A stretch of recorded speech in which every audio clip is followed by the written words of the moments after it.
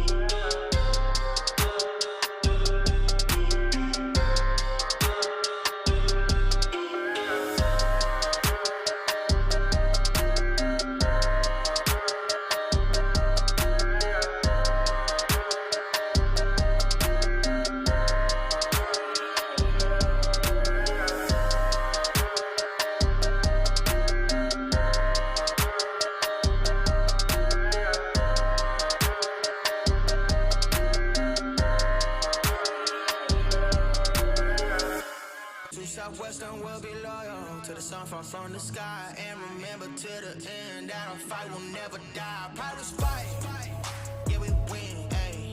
Pirates fight, whoa, to the end. Whoa, Pirates fight, yeah we win. Ayy. Pirates fight, yeah, to the end. Whoa, whoa, to the end.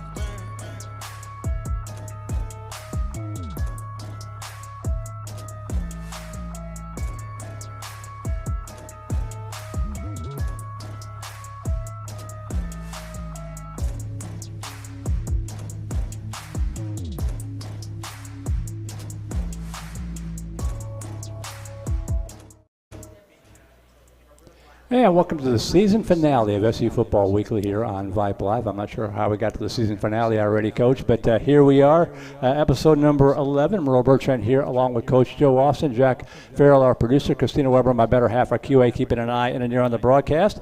And before we get into the show, we want to thank some of our sponsors, including Antioch and Georgetown, Baylor Scott and White Healthcare, Chapel Realty Group, Chick-fil-A, Chisholm Trail Pediatrics, Hewlett Chevrolet Buick Volkswagen, Double Dave's Pizza, Eagles Wings, First Texas Bank, and Gary Brown CPA. And since Coach is a hockey fan. Hang on. Roger Chappell is the last corporate partner standing tonight.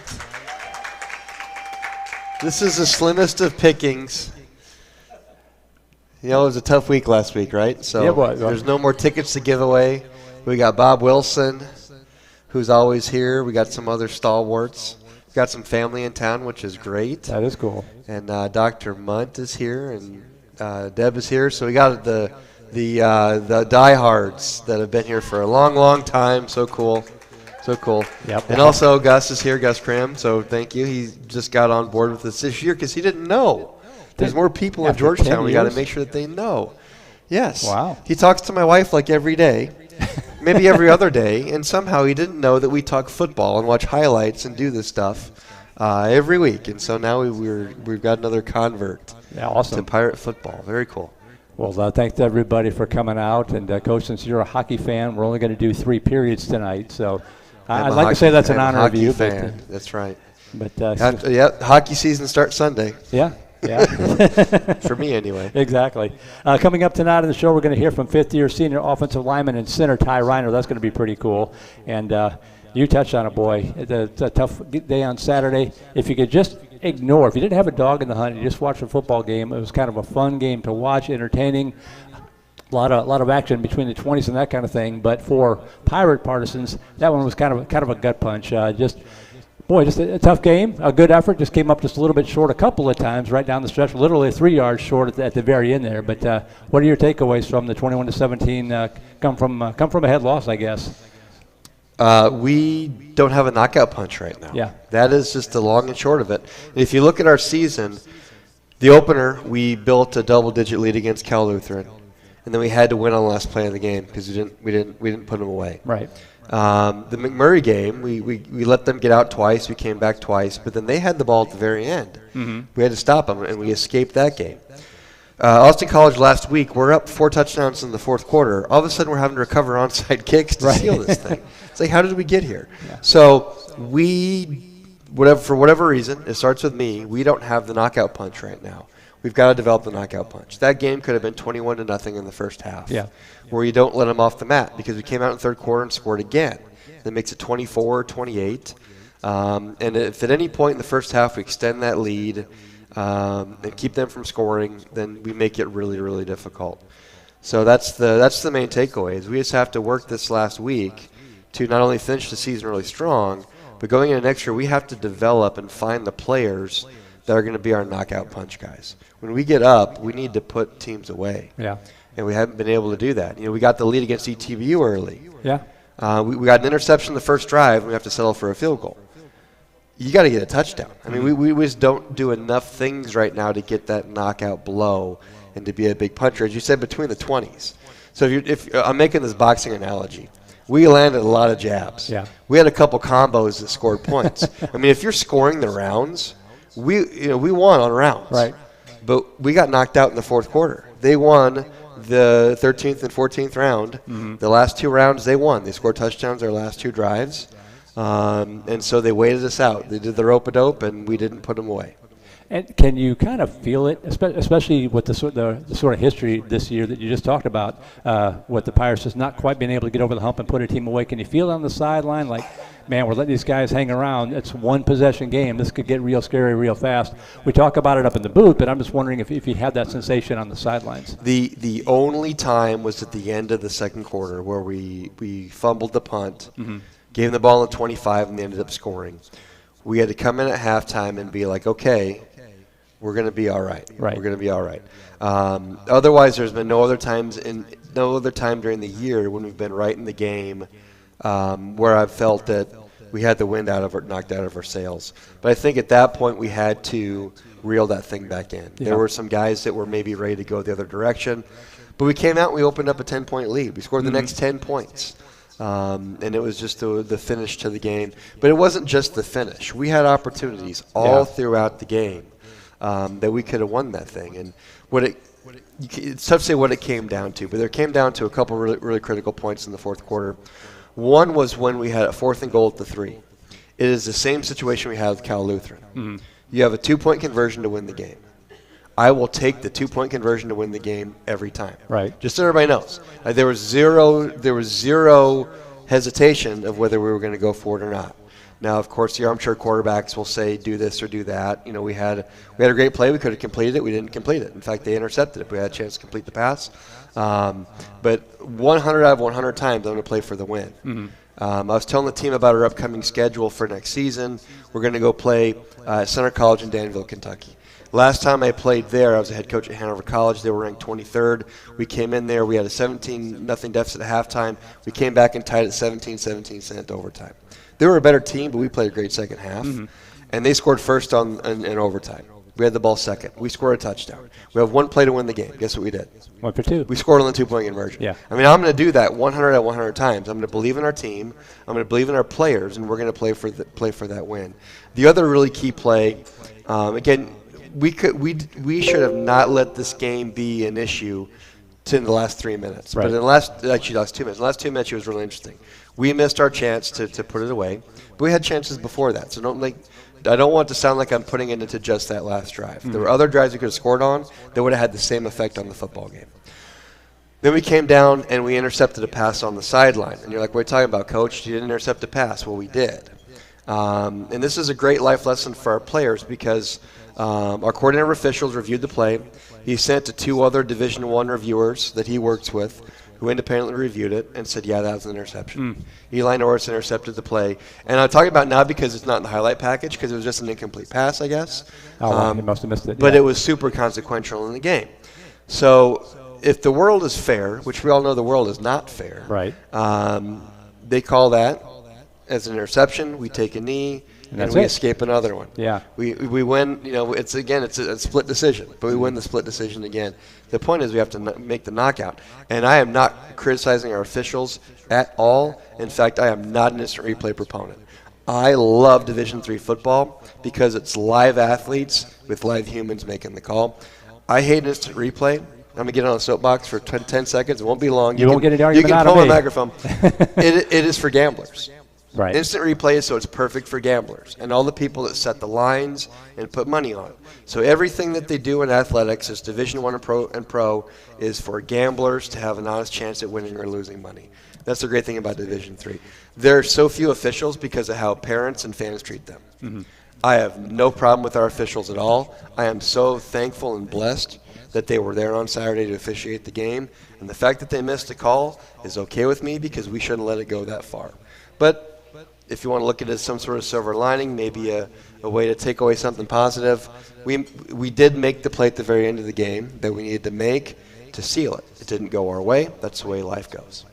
Well, it was an entertaining game, and we've done some work with the Austin football officials before, and it was fascinating to see all the hard work that they put in. The downside of that was it takes a lot of the fun out of criticizing the officials because you know how hard they work at it. Yeah, I've got no problems with them. I mean, I just point that out just so our parents and our fans can know that watch the game that was the analysis of that play. Is in hindsight and retrospect, when people that can watch it in their living room and pause it and slow-mo it frame by frame and watch the 3 films of the coach's film, it was an interception. Eli got his foot down, his right foot down, his left foot came down. But you know what? We don't need to let the game go that far. Right. We had 3 red zone chances. We scored 0 points on. They didn't drive the football to score a touchdown until our last 2 drives of the game. Those are things that are completely in our hands and are completely our fault. And I love our officials.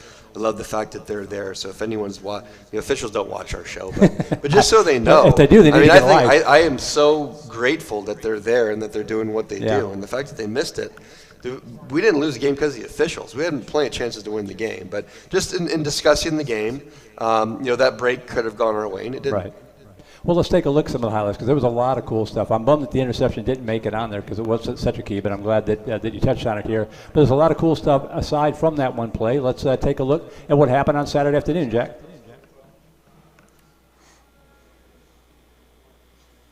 All right, so I guess to preface some of this while we're going through the cool logos, we didn't punt all day. No. I've never lost a football game where our team didn't punt. This is the first play of the game, great pass protection. We throw the intermediate crossing route to JoJo Wilson, who had another really good game as a freshman. And then we really went to work over the middle of the field. Our play-action passing game was really good. Jaquan Marion had his second straight 100-yard game. Our offensive line was selected by their teammates as a player of the game. We look at our offensive line, just pushing Jaquan down the field. This is all part of our first drive. Great scramble by Damian. He's able to tuck it down when we needed to, get a first down. What's great about what Damian's doing is when he needs to throw it on time, he does it. And when he needs to pull it down and run it, he does it. So this is Jaquan Marion, 3 minutes into the game, putting us up 7 with a nice touchdown run. TLU had 2 chunk run plays. This is one of them. The other one's going to be in the second half. Otherwise, we did a pretty darn good job. Their quarterback's a senior named Seth Cosme, and he was 30 for 38. and he really just dinked and dunked and dinked and dunked. But what happened throughout the football game until their last 2 drives was eventually would stop them. In the first half, we would do this. Right. We got 4 sacks in the first half. We got 1 more in the second half. There were 2 really key times in the second half where we could have got sacks and we didn't. We let him get away. One time I think he was on the ground and they called it an incomplete pass, but for whatever reason we didn't get him on the ground at the end of in the fourth quarter like we did earlier in the game. So these are all first quarter drives. On this drive they went for it twice on 4th down. The first time they got it, and the second time they went for it on 4th down, and we sacked them at the 50. So this gives us great field position again. Nice throw for a 15-yard gain to our tight end, Joey Robinson, who's quietly having a really good season. Jaquan Marion's getting us down now into the red zone. But, there's a problem. We've got, you can't waste downs in the red zone. That was 2nd and 1, and we throw it over a quarterback's head. We overcome it, though. Damian gets us back down and gets the first down to the 12-yard line. That was as close as we would get. This is one that, Damian floated just a couple passes. And, when you play quarterback, there are things that get analyzed, right? And his feet were parallel. He didn't step into that one, and he floated it to Ethan Powell, and they intercepted it. So that was an opportunity gone by that we would love to have back. Good defensive plays on the run game, as we talked about throughout the game. We did a great job. They had 2 really substantial run plays. The rest of the game, we did a great job. But this is just nickel and diamond, 3-4 yards to get a first down. 4 and 4 and 4 is 12, and that's a first down. And that is our offensive philosophy. And they did a really good job of it. This is back into our third drive, just moving the change. There's 11 yards on first down. Very efficient again by Damian. That's Dugan Sexton with another first down.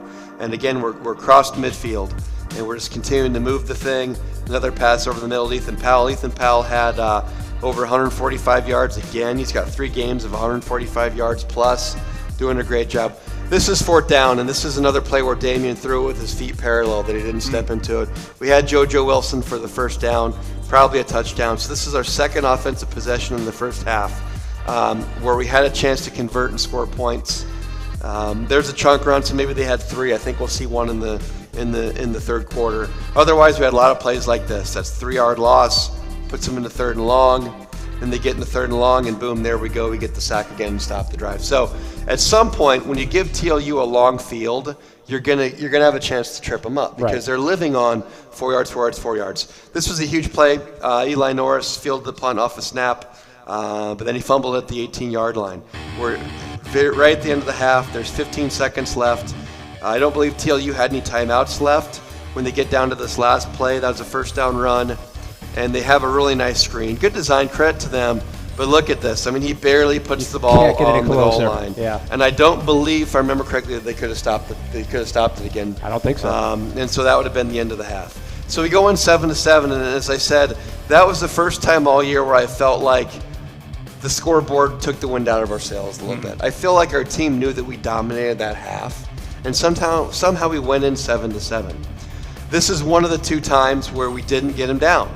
That dude, it was slippery. And that's a throwaway, but that should have been a 12-yard loss. Right. And you just got to get him down. We did stop the drive. There's one even more consequential later.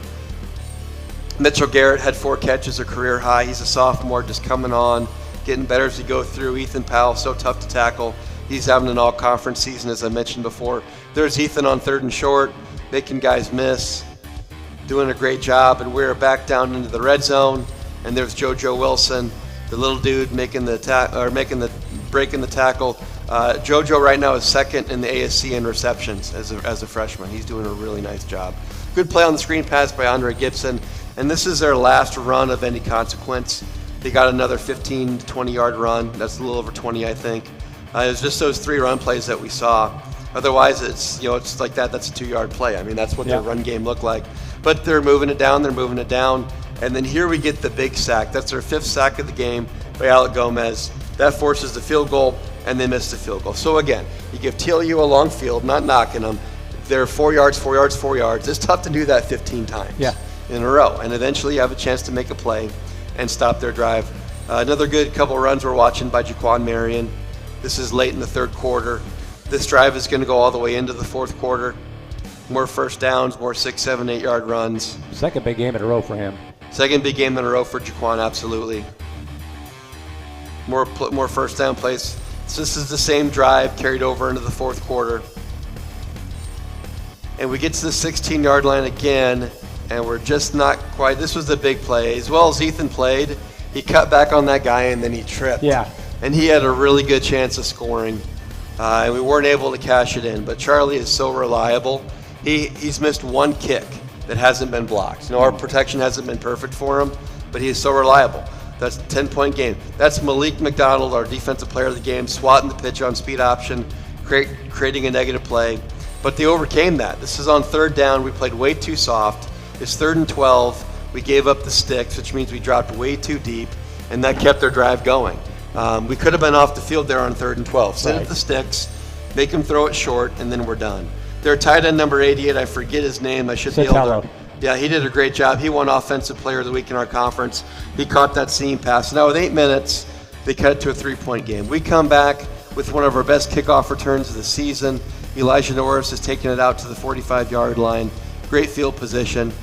And, of course, we're going to get going again. Great touch pass between 3 defenders, to Ethan Powell by Damian Gomez. Christian Reeves, the freshman running back, really got involved in the fourth quarter. We're down to the 20.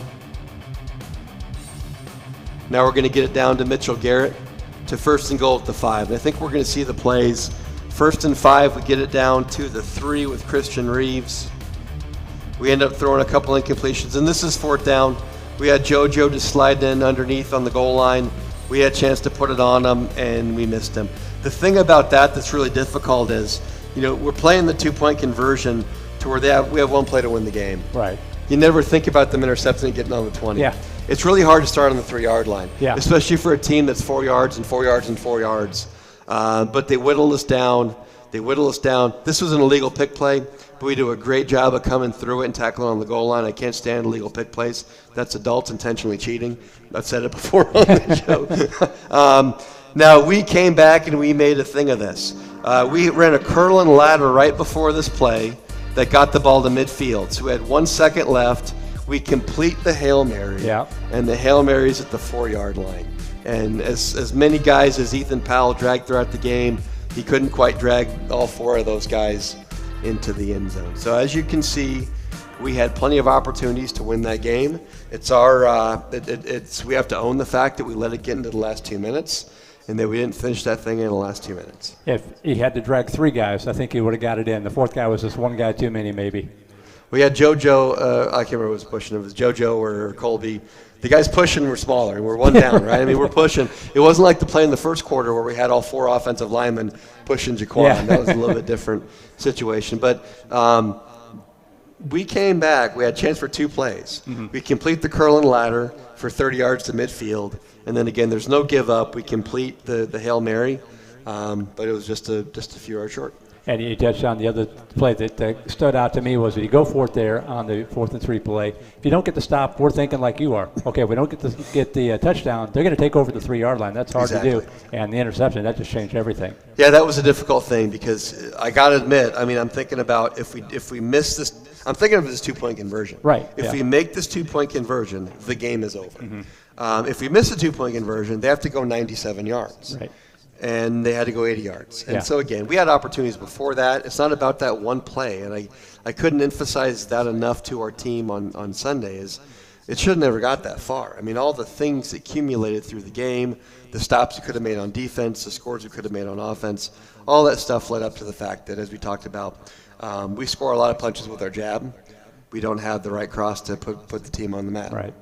Well, I'm glad that the offensive line was named Player of the Week. Go ahead and call that up, Jack, because, my notes are talking about you saw the big rugby scrum and the good game that Jaquan Marion had. Christian Reese coming in, got some nice yardage. Kudos to the offensive line for really getting it done. Yeah, our top-tier players vote on all these. And so we've got Ty Reiner, our center, is going to be on the show tonight. We've had Anderson's been on and Josh has been on. Brian Gutierrez will get on next year. I was going to see if he could get on tonight, but he wasn't available.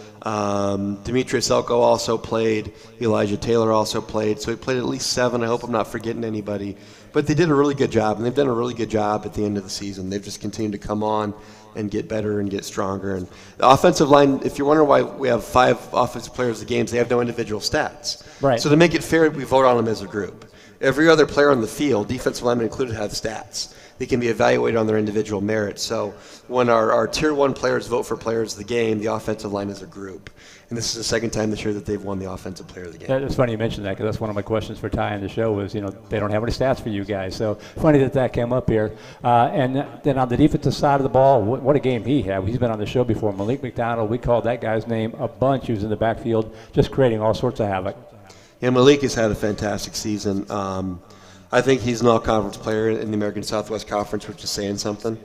And I think he's done a really, really good job. Had a great game. He's good on the pass rush. He was really good in the run game last year, and he's added the pass rush ability this year, the ability to pester the quarterback. So I think he's a very complete player for us. Both of our defensive ends are juniors. He and Jason Lund are very good. Jason was all-conference last year.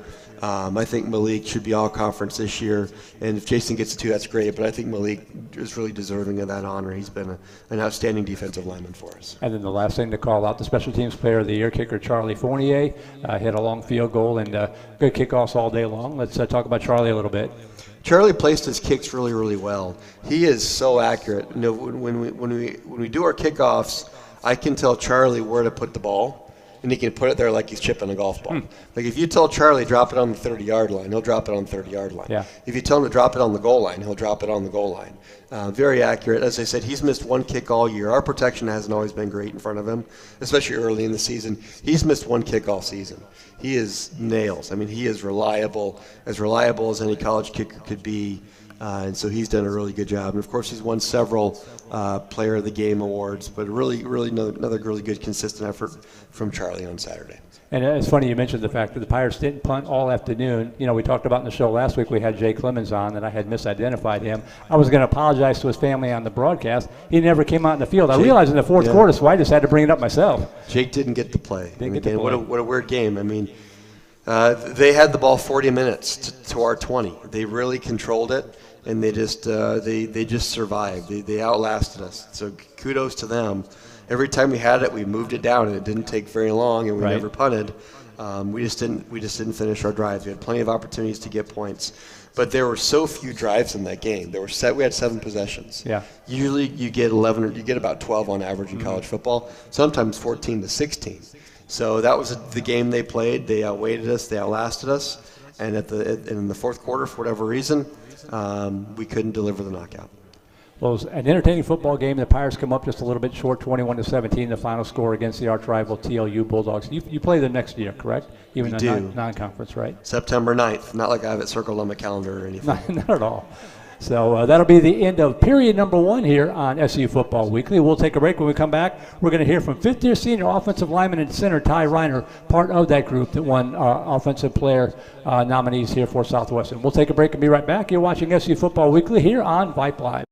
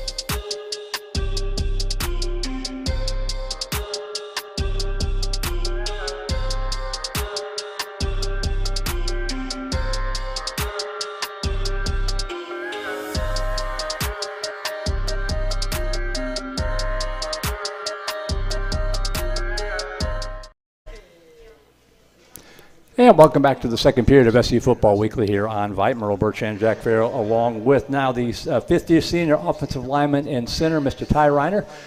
Ty, before we get to you, I want to thank more of our sponsors. John F. Lewis CPA, Mighty Fine Burgers, Fries, and Shakes, Minuteman Press and Waterboy Graphics, Primerica Financial Solutions, Ross and Champion, Rudy's, and Schlotsky's of Georgetown.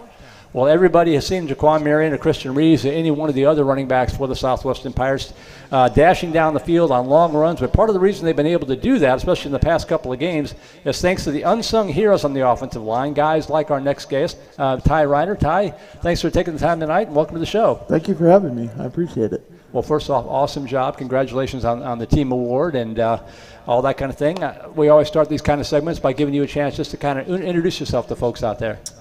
Well, my name's Ty Reiner. I'm a fifth-year senior. Right now I'm playing center. I've played all 5 spots in the offensive line throughout the years. Came in as a right guard. Year 2 was right tackle. Year 3 was left tackle. Last year I was playing left guard when I blew my knee out. And then now I'm at center. So I'm from Rio Hondo, Texas, down in deep South Texas. And it's been a fun 4.5 years. That was a fun game on Saturday, man. It was hard to come out on the wrong side of that one. But yeah. That was a lot of fun to play with. I think you mentioned it. They're our rival.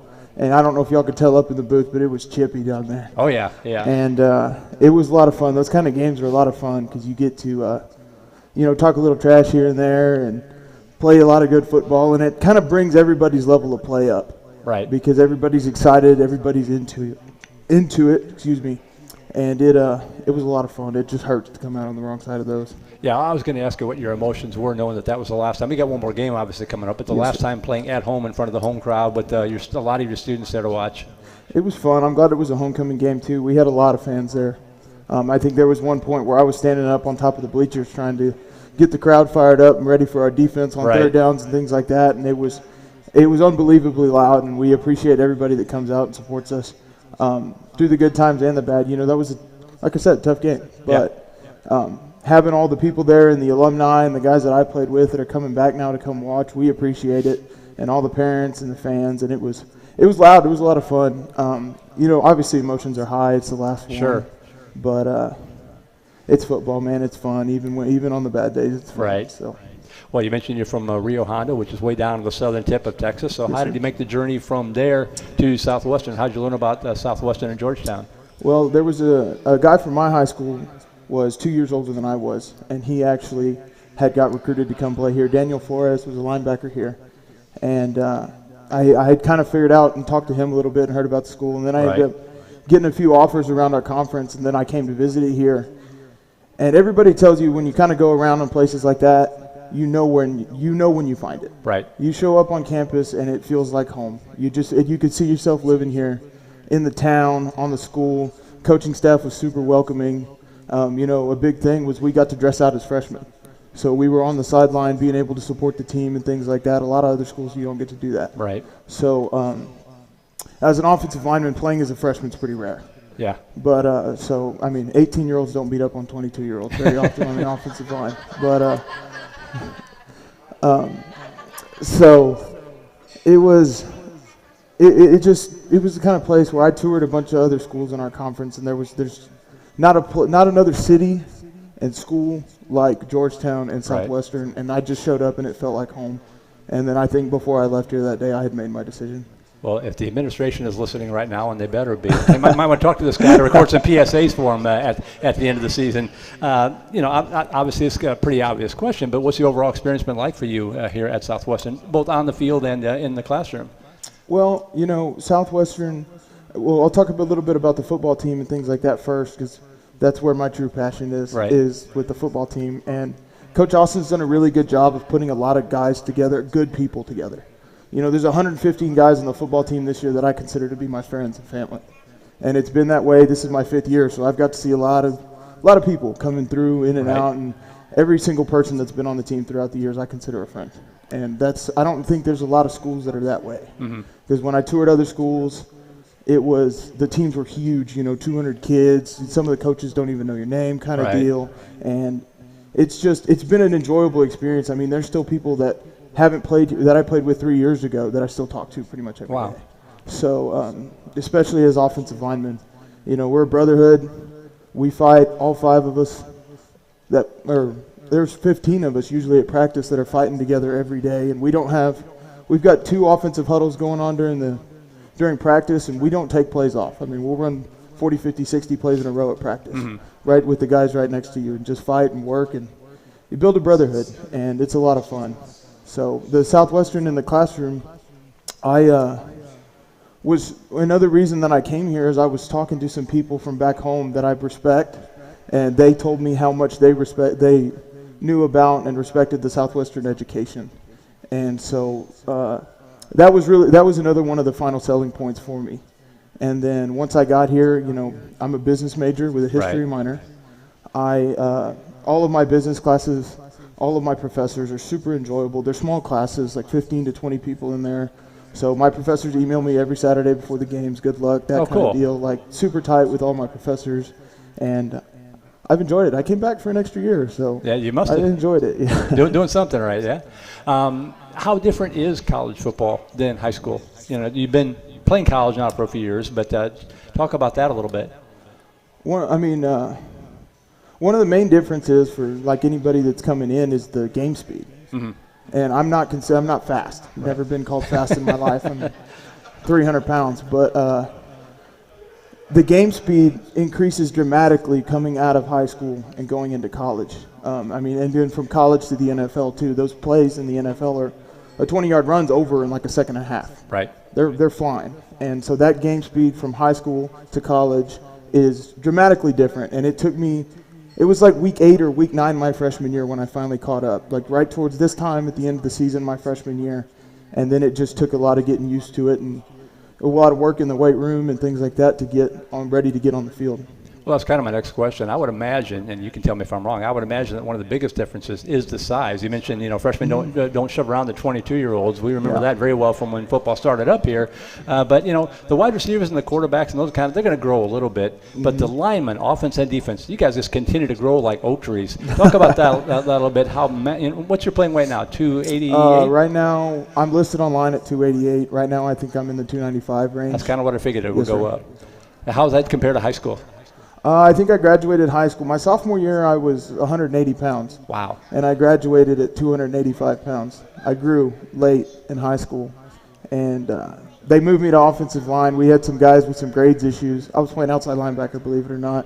We had some guys with some grades issues my sophomore year, and they moved me to center and said, you know the plays well enough, figure it out. Right. And now here we are. So, yeah, it's And with the offensive line, the strength deal is a huge deal.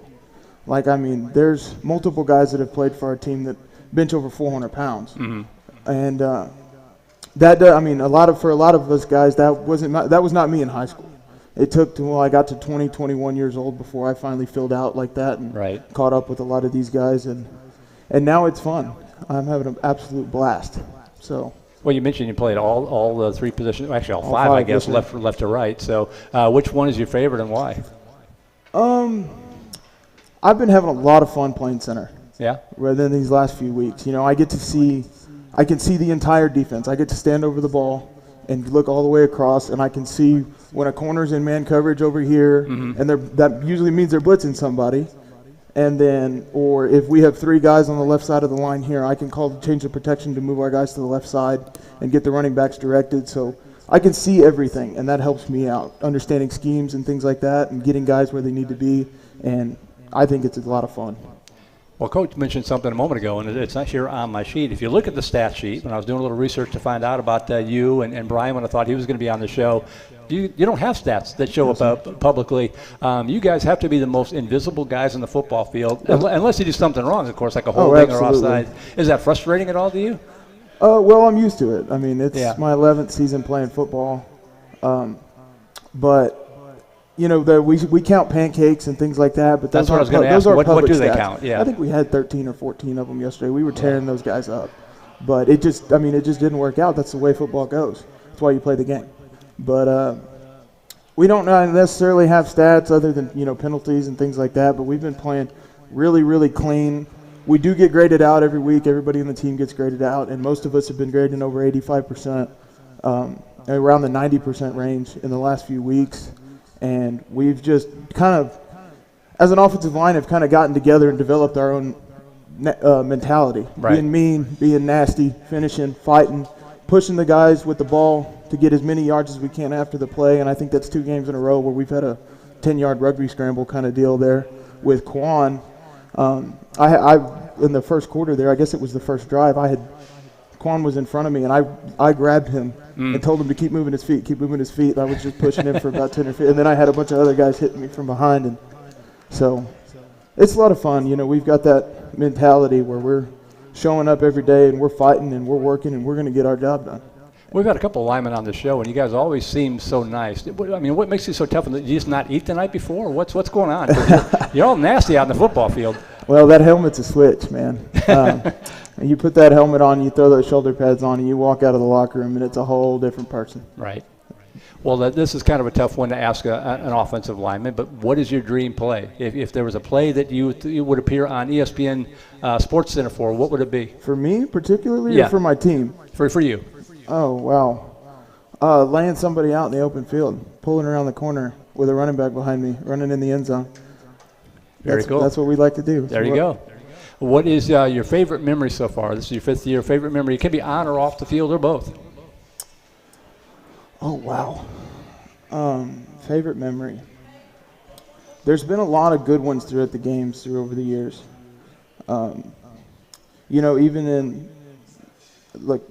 games that we've won and games that we've lost and things like that, there's plays that I remember from each and every one of them playing with my guys or like having a conversation on the line. Right. This weekend there was a pretty cool one where I changed they had 5 or 6 or 7 guys coming up on the line, and I felt like a pro center standing there over the ball, changing protections and things Right. like that, and getting everybody sliding to give Damien enough room. And I think that was on one of the 3rd or 4th downs that we converted. And I mean, just playing football is fun. I've never had a bad day, but Yeah. Well, you know, this is your 5th year senior. Like I said, you decided to come back and take the 5th year. So what would you tell your freshman self coming in, or any freshman, any of the underclassmen, maybe even some of the recruits that are coming in for next year? What would you tell them? What advice would you give them? stick it out. It takes a lot of hard work. I was talking to some of the freshmen, and I'm not saying me specifically, I'm just saying as a whole. If anybody's going to get into this playing college football deal, I mean, it's a blast. I love it. Right. But it's not just you show up and then you play. Yeah. And so it took me 2 or 3 years to really get out on the field and start making a difference. And like I used to go meet with Coach Ross every weekly. What can I do? What can I change? Because I want to make an impact on Saturdays. Mm-hmm. And so what can I do to get out there? And it took strength. It took building skills over the years through practice and things like that. And sticking it out and working hard, and you will get your opportunity. Well, you mentioned that you're a business major. This is your last year. Have you figured out what you're going to do once you get out of college and have to join the real world? My parents own a construction company, Reiner Construction Services, what my hat says on the RCS. Well played. Yes, sir. Yeah. And they started the construction company the same month that I was born, almost 23 years ago. Oh, wow. And so they do, we do a lot of underground work, utility work, pipelines, and parking lots, HEB parking lots and things like that. And when I was in kindergarten, I wore Dad's hard hat and his construction vest. So what do you want to be when you grow up? Right. So that's what I've wanted to do my whole life. It's what I do every summer. We farm and we build roads. So I can't wait to get back. I got 3.5 more weeks. Yeah, I think that's one of the coolest things about guys who do that kind of stuff is when they're done, when they leave the job site, they leave something behind for people to see, Absolutely. right? And take It's advantage super of. satisfying. Yeah. And farming is the same way. You know, you get in a tractor and you farm all day, and then 2 weeks later you've got a whole field of green. Or we show up. We built a big concrete parking lot this summer, or over the last 2 summers, and I was there the day we broke ground, and now there's 60,000 square feet of concrete out there. Right. So it's super satisfying to see that kind of stuff, and I enjoy it. Well, before we let you go here, any final shout-outs? Anybody you want to give a shout-out to or say thanks to or anything like that? I guess I'll just keep it simple and my parents, my brother, Taylor, everybody, and then the offensive line, my boys, fighting every day. We can get back after it tomorrow. And we got one more game on Saturday to go dominate. That sounds good to me. Thank you, sir. Great job this season. Appreciate it. Finish out strong, and good luck to you once you get out of college. Thank you, sir. Appreciate you. Ty Reiner, fifth-year senior offensive lineman, played with the entire line, playing center right now. We'll take a break. When we come back, Coach Austin will be back up here, and we'll look forward to this coming Saturday's game against Sul Ross State. That's coming up right after this break. You're watching SU Football Weekly here on Vype.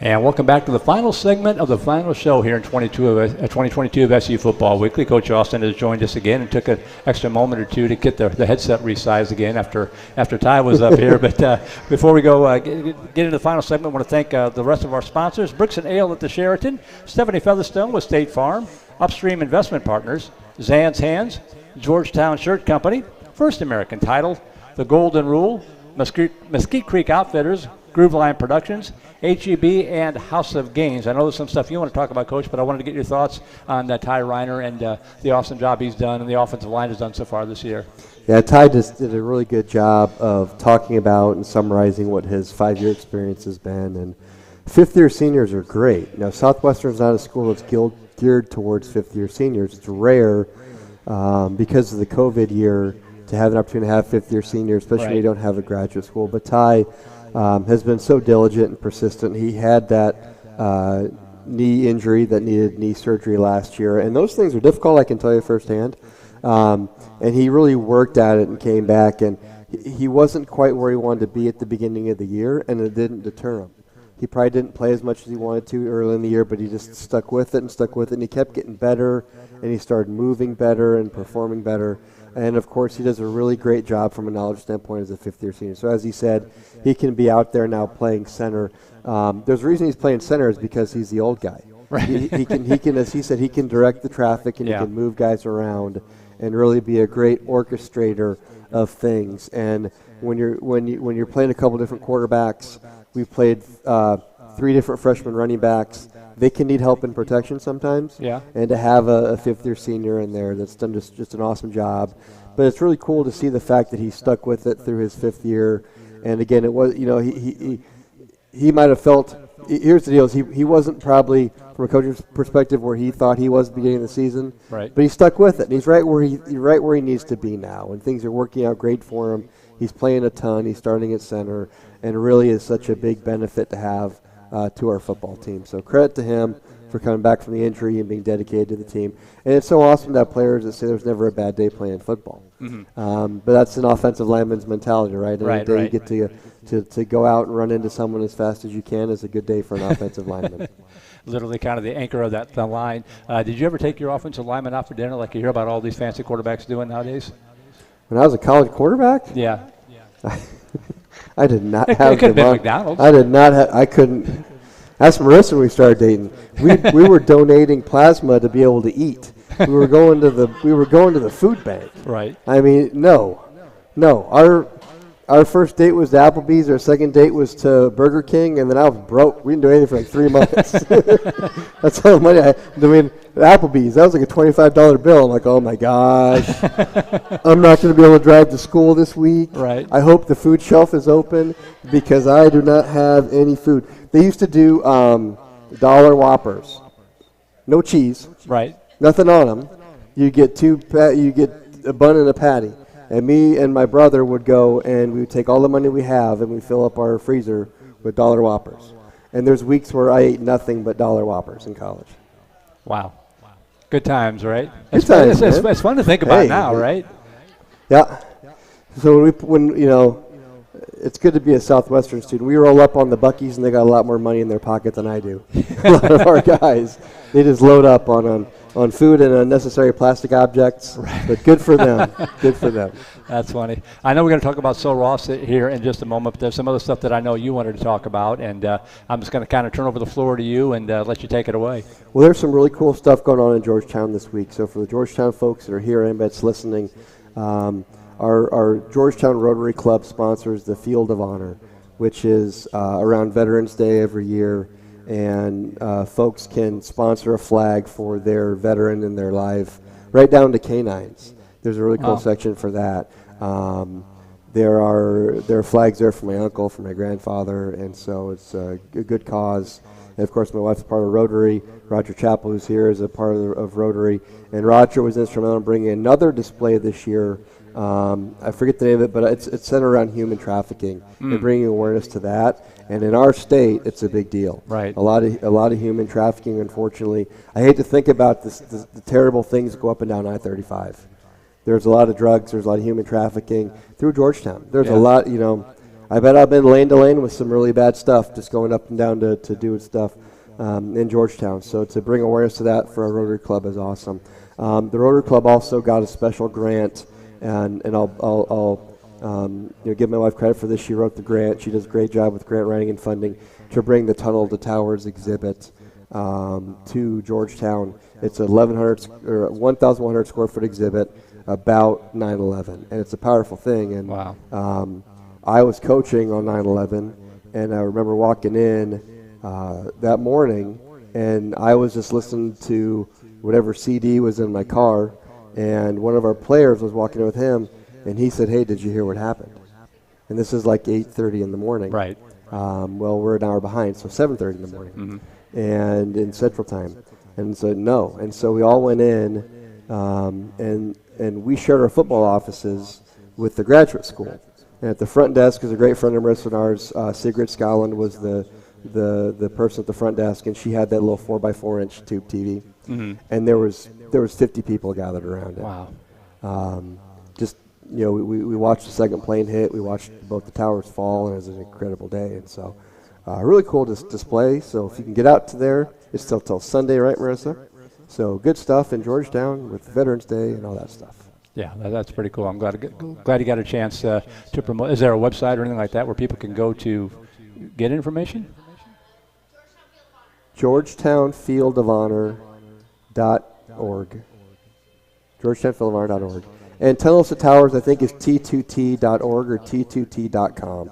And what Tunnels to Towers does is they support the families that have been affected. Right. And at the back of it, they've got this list. I have a picture of it. I'll put it on Twitter, of the men and women that lost their lives directly that day, and then from their injuries and illnesses as a result. There's more that lost their lives from the injuries that resulted, even that died in the two towers. At the Pentagon and all that stuff. So cool stuff in Georgetown for Veterans Day. Yeah, be sure to go in and check that out. It's always, it's important to do in its own right. It's important to do to keep everything else in perspective. We get so wrapped the up. last thing is you don't even know is I didn't know this. We went. My family went on our way to the show, and the retired firefighters from New York Fire Department run the display. They volunteer. They're staying here. They all came in. And I was listening to the tie, and Roger and I tried to catch them because we were going to have an impromptu fourth quarter. Oh wow! If we could have caught one of them, we would have said, "Do you want to come on for a few minutes and talk about it?" But we weren't able to catch them. and the front desk wouldn't tell them where they were living, which good for them. They didn't tell. Are you? Would you like to come on in the next segment? Would you like to come on for a few minutes? Come on right now. I'm just going to hand you the headset.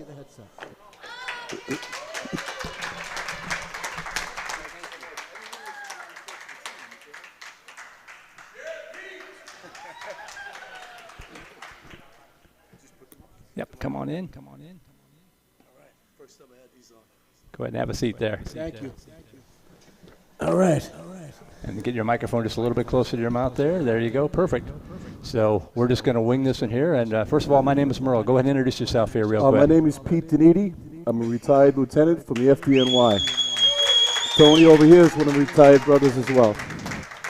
Well, first of all, thank you for. I mean, that's probably not a more dangerous job. They can imagine you and the police officers and that kind of thing. So thank you for all of that. And Coach just kind of set the table there, talk about the display and everything, and some of the work behind it. Okay, first of all, City of Georgetown, thank you so much for welcoming us to your community, because it's been a great stay. We're here till Saturday. I'll tell you about the exhibit. You guys, I don't know if you were down. I know the coach was down, his family. It's an incredible exhibit. It's a 1,000 square foot container truck that opens up into an 1,100 square foot museum. It is actually like a slice of the World Trade Center Museum in Manhattan. It's incredible to witness and to see. I know a lot of people from town have been coming. It was built by the Stephen Silla Tunnel Towers Foundation. The Silla family, to give you a quick history, Stephen Silla was a New York City firefighter. He was killed on September 11th. The family was devastated. So in his honor, they started the race. It's called Following His Footprints. It goes from the mouth of the Battery Tunnel into Manhattan. Stephen's story was he had gotten off work in the morning of the 11th. He was heading home to play golf with his brothers when he had gotten word of the first plane hitting the North Tower. Stephen immediately turned his truck around, went back to his squad 1 in Brooklyn. He got his gear, was heading into Manhattan. Got as far as the Battery Tunnel. It had been closed. So he left his truck there, put his 60 pounds of gear on his back, ran through the tunnel to the towers where Stephen and 342 other firefighters died that day. It was a test of his courage and honor. His family wanted to do something to honor him, so they had this race following in his footsteps. It runs through the towers. The first year, there was maybe 1,500 people. Last year, 30,000 people participated in the event. So it's a great event. If you ever come to New York, it's the last Sunday in September. It's a really great event to be part of. So the foundation began to grow. It grew and grew and grew. In 2011, I believe, they created this first smart home. These homes help catastrophically injured veterans. They're built, they operate off an iPad. They help these veterans that are coming home without arms and legs.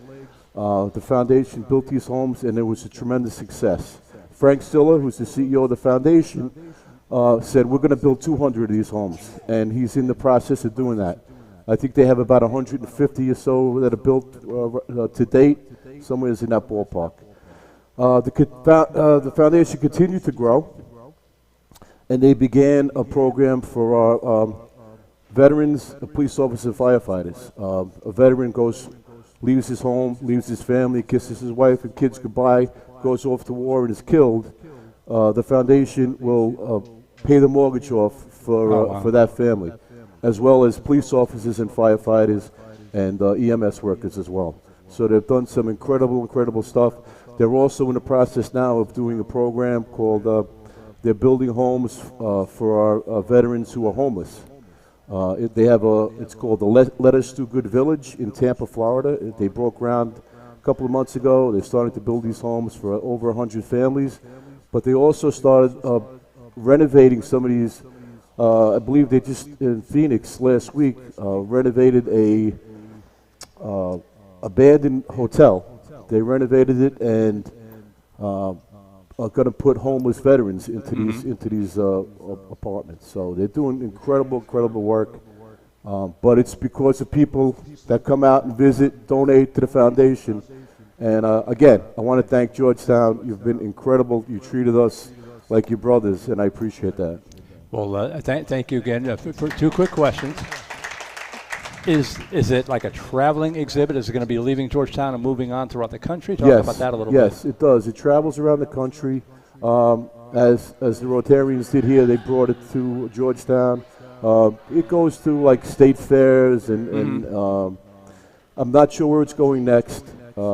Myself, I've been on about 8 times now. I've been on the exhibit over the last 5 years. So it does travel to, fairs, community fairs, and events like you guys have here. That's community events. So. And then the last thing for you again, is there any website or anything where people can go that they want to help out, donate, they want to volunteer time? Talk about that. If you go to Tunnel to Towers, you Google Tunnel to Towers, it'll bring you to the foundation's website, and you can donate through the website. There's a program, $11 a month, which my wife and I do. Every month, $11 comes out, and that money goes to great use. 94 cents on every dollar goes to the programs of the foundation. Wow. So it's a great foundation. Thank you so much. Well, awesome. Again, thank you for everything. Thanks for coming on the show to talk about this, and I encourage people that are in the area looking for something to do, go check that out and support these gentlemen and women if they can. Thank you, sir. Thank you very much. Pleasure meeting you. Take care. Thank you. All right, we'll take a quick break. We'll come back and try to focus on football a little bit after that. That's a tough act to follow, but we'll be back for the fourth quarter. Southwestern Football Weekly here on Vype.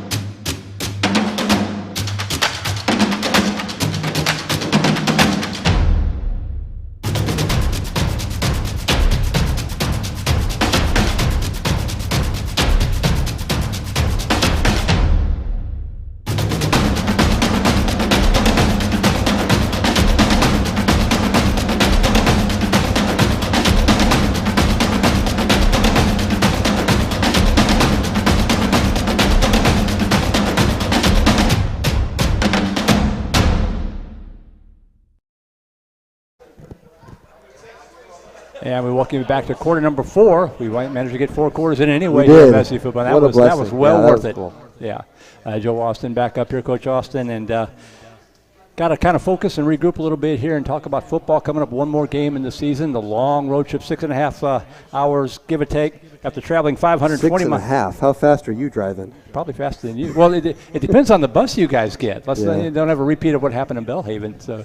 Hey, let's not even talk about that. So, yeah, a long road trip to head out to the Alpine in West Texas and that kind of thing to take on the Sul Ross Lobos. They come in at 3-6 overall, 3-4 in conference play. They fell to ETBU 17-14 in Marshall last Saturday. So you already talked about some of the individual athletes they've had. You mentioned off and on over the past couple of weeks. So talk about the Lobos a little bit as a whole. Well, they are part of, I guess, what you call modern Division III football, which is not played with four-year freshmen. I mean, Right. just to run down, I mean, they've got some good players to watch. Number 21, their wide receiver, started 6 games as a freshman at UTEP, had 350 yards. Their receiver, number 10, played at Incarnate Word. Actually, had offers from Incarnate Word, Jackson State, Missouri State, Mexico State, went to Cisco Junior College, had 1,000 yards there. Their wide receiver, number 13, is from A&M Commerce. They have a quarterback, number 12, who started 3 games as a freshman at Akron. Their defensive back, who was a 4-star defensive back out of high school, had offers from all kinds of places. He played played 7 games at Texas Tech last year as a junior. Their running back was a 3-star guy out of high school, offers from Houston, Texas Tech, Colorado State. Then he played at Houston Baptist. They have an offensive lineman who was a 4-star prospect out of high school, had offers from Oklahoma State, Baylor, and Houston. Graduated in 2012, so he's almost as old as I am. Maybe not quite, but. And then he played 7 games at Angelo State. They have a 3-star wide receiver that transferred from scored a touchdown at North Texas. So that's an awful lot of Division I and Division II guys. So, I guess that's Division III football now. Yeah, I mean, well, what's going on? What is this transition? You would think that guys like that would wind up maybe at Division II or 1AA if they have that. So I can't remember if they still have that one. But how are they winding up playing at Division III schools? Good question. I didn't know if there's like a general trend that you mentioned. Yeah, it's transfer portal. It's the free mobility, and it's the fact that they're running out of spaces. And a lot of guys will enter the transfer portal thinking they're moving up, and they end up moving down. That happens a lot too. But Sul Ross is in a good position because it's a state school, and if you get any sort of federal assistance, it's basically free. Even if you don't, it's not expensive. It's a very low cost school. Very friendly financial aid-wise. There's rumors about them going up to Division II. And I don't know if that's a recruiting point to bring in these Division I players, is to say, okay, we're going to Division II next year. We can give you a football scholarship. But even without it, not making any assumptions about what their financial aid might be. But if they have any financial aid need, they're going there pretty much for free. So they're in a pretty good position. But it's a little different philosophy from an admission standpoint than Southwestern. Well, at the end of the day, to quote my boss, Christina loves it when I quote my boss, but at the end of the day, they come in at 3-6. They play teams that you've played, pretty much at about the same level. So this seems like it should be a fairly competitive game on the field. What do you know about the Lobos? They've got really, really good athletes. All their skill guys are from Division I schools. The thing that's been hard for them is they've had some quarterback injuries. So they played several different quarterbacks, and I think that's hurt their continuity. They don't have as many 3- and 4-star athletes on defense as they do on offense, but they're still very good. They're very talented, and they've gone through a couple different styles of defense this year. So I think they maybe haven't quite found their style on defense. But I think the main thing on their offense is their offensive skill is really, really good. It's it's right up there with anybody in our league. I think their difficulty has been their instability at the quarterback position and some of the injuries they've had at that spot. Well, talking to Ty Reiner just a couple of moments ago, I don't think it's going to be hard to get his motor fired up for one more game. It's a long bus ride. That's a tough ask at the end of a long, grueling season.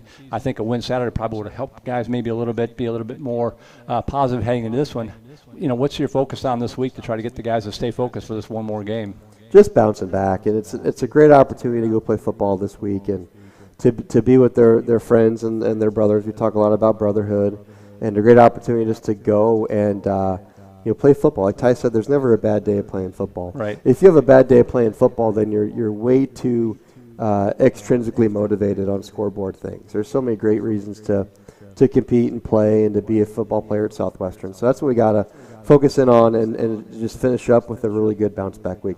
They lost a really tight one last week. They lost 17-14 to East Texas Baptist. They played a freshman quarterback who had 4 interceptions.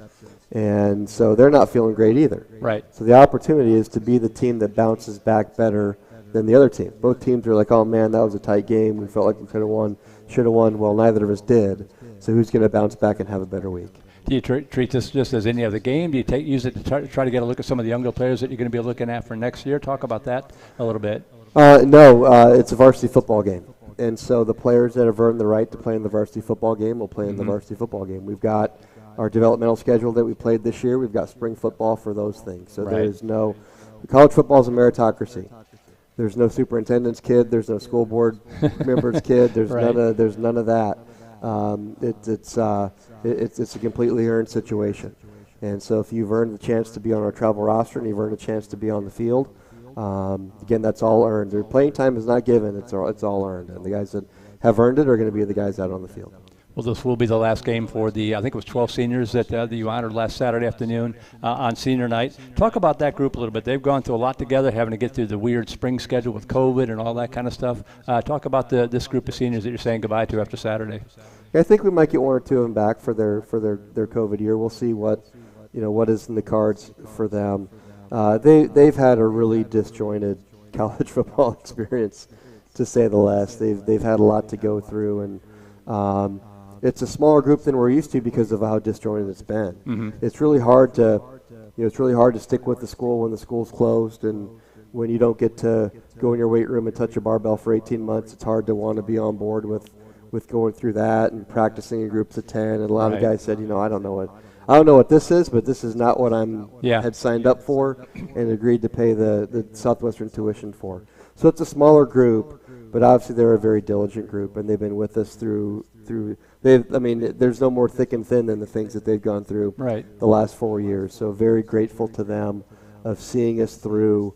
I guess it's kind of our second restart. I mean, when you pause for as long as we did and don't get to train and have as much disjointedness, they definitely had a lot of obstacles in front of them. So kudos to them for pushing through it and being just as diligent. I think diligence is a great word to describe how they've been throughout their career.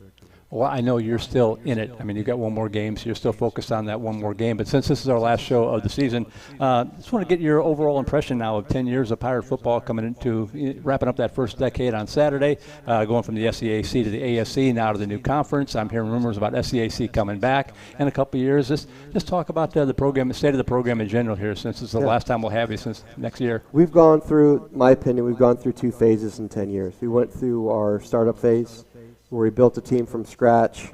We're patient to load the cupboard. Won a conference championship, followed it up with 2 teams that were in the national rankings. When we came into this conference, we finished solo third, and then we had good teams after we came into this conference. Phase 2 is what these seniors went through. It was just basically just hanging on. Mm-hmm. Digging your fingernails into the side of the cliff and just going down as slowly as you can possibly go down. We had the COVID stoppages. We had all the difficult things, and there's we've gone through a period of some stagnant things school-wise as far as resources for the program and opportunities for our young men. On the back side of this is the most opportunity that we've had since we first started. So we're going to start our second decade, in my opinion, the way we started our first decade. Mm-hmm. We're going to get new facilities and new resources for the first time in 10 years. We're going to get to be in a conference that Southwestern should be in and compete in like we were 10 years ago. So that's the exciting thing about what I call our phase 3. And what we're doing now in recruiting is we're talking to guys and saying, we've been kind of just sitting around, no doubt about it. We're not doing that anymore. Mm-hmm. We're going to a great conference that fits us. We're building a new facility. There's new resources that are coming. You're coming in at the right time. Who wants to do what the guys did 10 years ago? To say, this is a great school, and I can help this program compete for conference championships. And I think that's what we have to look forward to in our years in the SAA, and if the SCAC comes back. I'm not worried at all about that. The president of the Board of Trustees will pick what conference we play in. I just know that it's going to be a better position. We're going to actually play some Division III football. Right. So if I sound a little bit, the ASC, what's left of it, isn't Division III football. Good for those guys. Mm-hmm. They're loaded up with Division I and Division II players. They can play each other and be Division II.5 all they want, or Division IIA. We're going to go play where Southwestern belongs against other Division III football teams, and we're going to do just fine. We're going to continue to recruit well Southwestern men who fit into either the SAA or the SCAC, and it's really going to be an exciting phase 3 for Southwestern football. Well, Coach, it's been a fun season for sure. Not done yet with one more game on Saturday. Any final thoughts here before we sign off for the final time here? No, Merle, it's great to be back with you this year, and I thought things went really, really well. I know Merle's a popular voice, and Merle came back, has been awesome, and the whole crew with Vype has been really good. And so it's been a good season. Thank you very much. Well, thank you. It's been a lot of fun. So, again, the Pirates face off against the Sil Ross State Lobos on Saturday. Game time is set for 1 o'clock, and we'll be on there at roughly 12:45 after leaving at about 4:30 in the morning on Saturday. And we're not taking the bus, so hopefully Chuck Tracy and TJ and everybody can keep me awake on the drive out there. It should be a good road trip. So TJ will keep you awake. Just let him be the DJ. there you go. Yeah. I keep telling him, yeah, I'm driving, you got the radio, and he just goes to sleep. He's no help whatsoever. So that's a wrap for SU Football Weekly in 2022. Thanks again to our guests, Ty Reiner, and the firefighters and the folks here for the display. That was kind of a great thing that we got a chance to do. Thanks to them. Bessie Martinez, Rita Haley with the Georgetown Sheraton, Bailey Middleton with Southwestern Athletics, all the players and guests who have joined us throughout the year, everyone for coming out or for tuning in here on Vype, and to Coach Austin and Glenn Schwab for having myself and Vype along for the ride. I didn't realize how much I missed it until I didn't get a chance to do it, until I got a chance to do it again. So thank you folks very much for that. On behalf of our producer, Jack Farrell, our technical director, Cinna Vincott, Chuck Tracy, Christina Weber, my better half, our QA and the creator of our QA department, everyone at Vype, my name is Merle Burchin, signing out one last time here from Jack's Lounge in Georgetown. Have a great week, safe travels if you're making the trip to Alpine, and have a safe and happy holiday season. And we'll see you on Saturday afternoon for more Pirate football right here on Vype. Good night, everybody.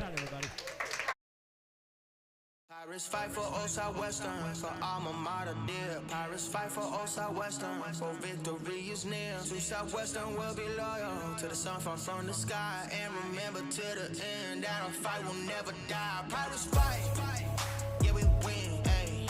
Pirates fight, whoa, to the end, whoa.